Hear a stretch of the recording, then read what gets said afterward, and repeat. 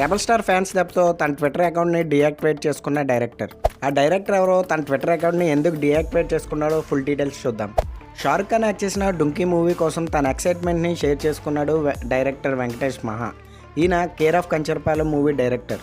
అయితే Dunki movie 21 డిసెంబర్న release అవుతుంది. తన బుకింగ్ కన్ఫర్మేషన్ స్క్రీన్ షాట్ని వెంకటేష్ తన ట్విట్టర్ అకౌంట్లో పోస్ట్ చేశారు. ఆ స్క్రీన్ షాట్తో పాటు ఆ మూవీపై తనకున్న ఎక్సైట్మెంట్ని రాశారు. వెంటనే Prabhas fans and Tollywood audience post కింద అతన్ని కామెంట్ చేశారు. ఇది ప్రశాంత్ నీల్ మూవీ సలార్కి ఆపోజిట్గా డుంకీ ప్రమోట్ చేస్తున్నాడని విమర్శించారు. ఫస్ట్లో కేజీఎఫ్ మూవీలో మదర్ క్యారెక్టర్ని క్వశ్చన్ చేస్తూ వెంకటేష్ విమర్శించారు.